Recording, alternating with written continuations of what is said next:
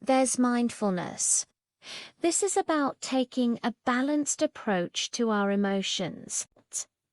It means we observe our negative thoughts and feelings without suppressing them, but also without getting totally carried away by them.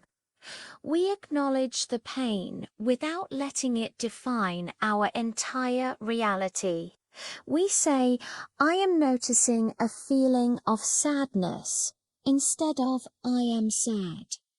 This small shift creates space and perspective. So now that we understand the theory, how do we actually put this into practice? Let's talk about our first technique, the self-compassion break. This is a simple, powerful exercise you can do anytime, anywhere, when you're feeling stressed or overwhelmed. It directly uses the three components we just talked about. It only takes a minute. First, acknowledge your pain. This is the mindfulness part. Just say to yourself, this is a moment of suffering, or this hurts. You're just noticing and validating your own experience. Step 2. Connect with common humanity. Say something like, suffering is a part of life, or other people feel this way too. This simple phrase can instantly make you feel less alone. And finally, step 3. Offer yourself kindness. You can gently place your hands over your heart or give yourself a little hug. The physical touch is really soothing. Then say to yourself, may I be kind to myself, or may I give myself the compassion I need.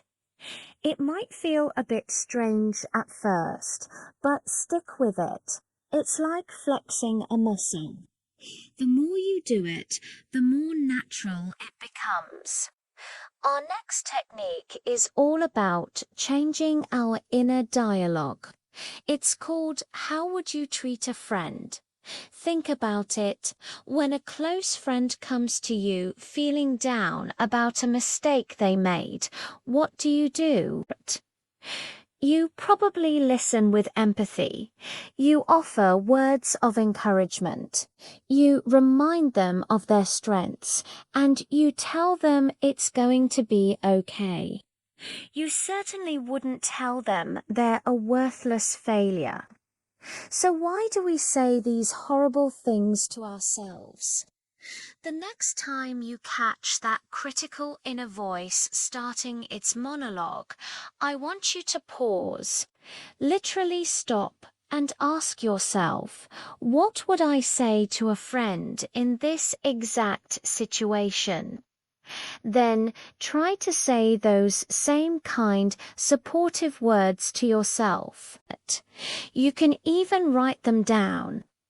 This practice helps to rewire your brain's default response from criticism to kindness. It's a conscious choice to shift your internal script. You are essentially learning to become your own best friend and your own biggest supporter, especially when you need it most. Let's move on to a technique that involves a bit more imagination, creating a compassionate image. Our brains are incredibly responsive to imagery. For this exercise, I want you to think about what the embodiment of compassion would look like for you. It could be a real person, like a loving grandparent, a spiritual figure, or even a wise old tree or a warm, glowing light. It doesn't matter what it is, as long as it represents qualities like wisdom, strength, warmth, and non-judgmental acceptance. Got an image in your mind? Great. Now imagine this compassionate figure is with you. Imagine them looking at you with complete kindness and understanding. Imagine what they would say to you about your current struggle. Feel their supportive presence. This might sound a little out there, but creating this internal ally can be incredibly powerful. When you're feeling lost or overwhelmed, you can call upon this image to provide you with the strength and comfort you need. It's like having a compassionate mentor on call 24/7 right inside your own mind. Another beautiful and tangible practice is writing a self-compassionate letter. This one can be really profound. Take some time to think about an aspect of yourself that you don't like, something you criticize yourself for or feel ashamed of. Maybe it's a perceived flaw or a past mistake that you just couldn't seem to let go of. Now, I want you to write a letter to yourself from the perspective of an unconditionally loving and compassionate friend.